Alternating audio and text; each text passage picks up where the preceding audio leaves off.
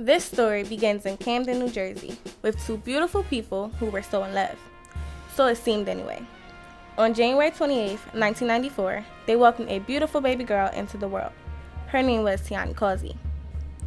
Born premature, I stayed in the hospital an extra month after I was born. When I was in the hospital, my dad came to see me the most.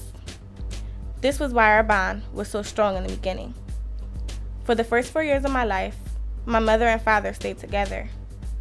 When I turned 5, I noticed my father was spending less time at home. When he was home, I found he and my mother constantly arguing. At first it was just verbally, and then it became physical. I found myself in my room crying and listening to music while trying to mask the awful sounds I heard throughout the night. Then one night, I heard sounds like I had never heard before. It was the sound of my mother being hurled down the steps. I jumped out of bed and rushed to shelter her. At the top of the stairs, I saw my father. I looked at him with fear and confusion in my eyes, and he looked at me with shame in his. He walked down the stairs and past my battered and beaten mother and out the door.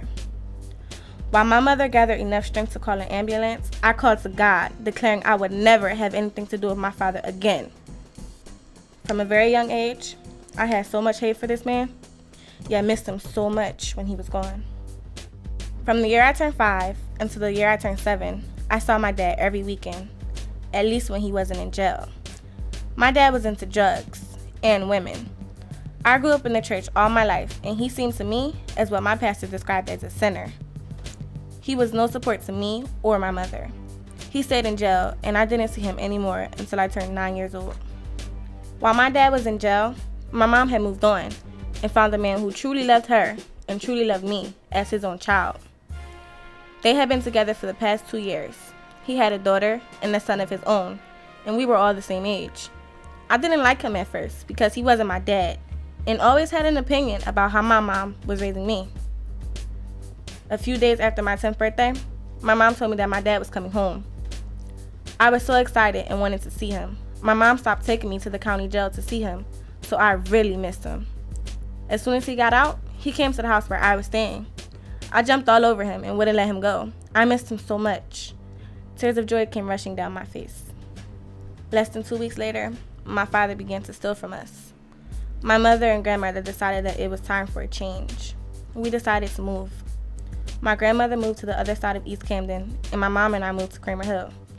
I saw my grandmother every weekend and had no contact with my father. I didn't know if he was in jail or dead. On Saturdays, my grandmother and I went out, and on Sundays, we went to church. When I was 10, I had to make new friends at a strange school. It was easier than I thought. I started doing something that I really loved, and that was dancing. My new best friend, Tatiana, was a dancer too. I loved to dance, and this was what made us so close. My mom let me take dance classes with Tatiana and hang out with her all the time. I heard from my dad about 2 years later through my grandmother on his side of the family. He had been in a program to better himself. I was proud of him. I was 13 and found myself happy most of the time. From here on out, things got a lot better. My dad stayed in the program and graduated. He became a pastor and moved to Massachusetts. My mom and her boyfriend are still together, and I still love to dance. Tatiana and I are still best friends, and dance is not my only passion.